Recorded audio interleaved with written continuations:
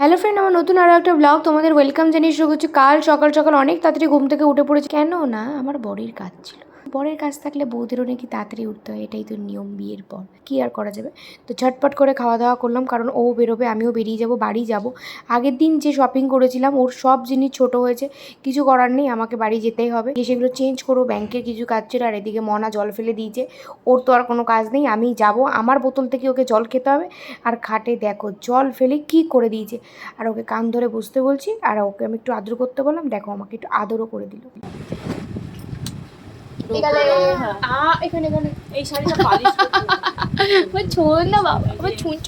এই কদিন ধরে যা গরম পড়ছে কি আর বলবো। আমাকে রেডি হয়ে নিয়েছে, আমার বাড়ি থেকে ব্যাংক হচ্ছে 1 মিনিটের দূরত্ব। আর আমাদের দেখো এখানে মানে মাছ বাজারের প্যান্ডেল কিন্তু প্রায় শুরু হয়ে গেছে, মানে প্রায় কমপ্লিট হতে যায়। ব্যাংকে চলে আসলাম, ব্যাংক থেকে এসে দেখি ও স্নান করছে, দেখো গামলার মধ্যে বসে পড়েছে একা একা স্নান করার জন্য। তারপরে মাকে নিয়ে বেরোলাম নৈহাটি যাওয়ার জন্য। মাকে বললাম চলো, আমি একা একা চেঞ্জ করতে যাবো, তুমিও চলো। তো মায়েরও কিছু ওষুধপত্র কেনার ছিল। আর এখানে দেখো এই ফুলের দোকানে দেখলাম কত সুন্দর সুন্দর ফুল বসেছে, কিন্তু আমার এগুলোর কোনো দরকার নেই, তাও আমি ক্লিপটা নিলাম, কাজ নেই, কী করব। তারপরে চলে আসলাম ওষুধের দোকান। তো মায়ের এখান থেকে ওষুধ নিলাম, ওষুধ নিয়ে যাচ্ছিলাম। এতই রোদ কি আর বলবো, তোমাদের তো বলছি এত গরম পড়েছে, পারা যাচ্ছে না। তো দাদার দোকানে চলে আসলাম, বললাম কি প্যান্ট দিয়েছো, প্রত্যেকবার ছোট হয়ে যায়। এর আগের বারও নিয়ে গেছি, ছোটো হয়ে গেছে, প্রতিবার এখান থেকেই নিই প্যান্ট, তাও ছোটো হয়ে গেছে। তো যাই হোক, গরমের মধ্যে চেঞ্জ করতে হলো। তারপর আসলাম ডিপি থেকে প্রোডাক্ট নিয়ে নিলাম। তারপরে গেলাম বড় মায়ের কাছে। তো আমার মা নয়টিতে থাকার সত্ত্বেও এখনও কোষ্ঠী পাথরের মূর্তিটা দেখেনি, কারণ মায়ের শরীর খারাপ, মা খুব একটা বাইরে আসে না। তো মাকে জোর করে নিয়েও আসলাম। মার কাল ছিল যেহেতু সোমবার, খুব একটা ভিড় ছিল না, মাকে নিয়ে চলে গেলাম বড় মার মূর্তিটা দেখাতে। আমি তো সবসময় আসি, মাও চলে গেল বড় মার মূর্তিটা দেখাতে। কোনো কারণে একটা ছোট্ট একটা ক্লিপ নিতে পেরেছি, কারণ এখানে ছবি তোলা কিন্তু একদম পুরোপুরিভাবে নিষিদ্ধ। তবুও লুকিয়ে চুরিয়ে একটা ছবি নিলাম, কি সুন্দর লাগছে দেখো। মাকে দেখতে সবসময় সুন্দরই লাগে।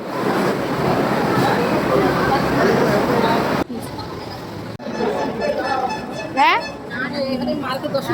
তুমি প্রথমবার করলাম? হ্যাঁ, বুঝেছো, মাও বললো মা প্রথমবার দেখলো, কবে আমাদের কোষ্ঠী পাথরের মূর্তি এসে মা প্রথমবার দেখলো। যাই হোক, মাকে নিয়ে মায়ের মন্দিরে চলে এসেছিলাম, দিনটা খুব ভালোই কেটেছিল আমার। তো মা একটু ফুচকা খেতে ভালোবাসে, তো মাকে বললাম চলো একটু ফুচকাও খেয়ে নাও।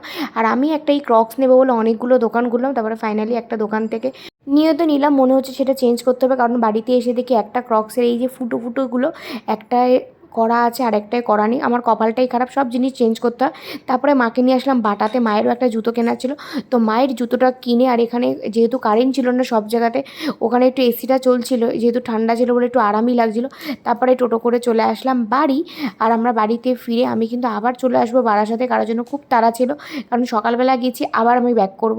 তারপরে ক্রক্সটা পরে একটু নৃত্য করছিলাম, দেখছিলাম কেমন লাগে। তো ভালোই ছিল কালারটা, বাট চেঞ্জ করতে হবে, কী আর করা যাবে। তো দুপুরে এখন তো আমি যেহেতু চলছে ডায়েট, খাওয়াটা মোটামুটি একটু বন্ধই রেখেছি, কারণ ভাত খেলে না আমার সত্যিই ওজনটা বেড়ে যায়। তারপর একটু রেস্ট নিয়ে নিলাম, মনার সাথে গল্প করছিলাম, যেটা হয় করি আমি ওদের সাথে। দেখো বাসে উঠে গেলাম, বাসে উঠে বাড়িও চলে আসলাম। পাথরগুলো দেখতে ভালো লাগছে না?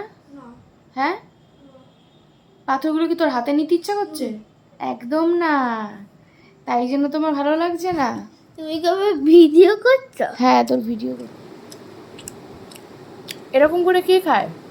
কি হ্যাঁ, আবার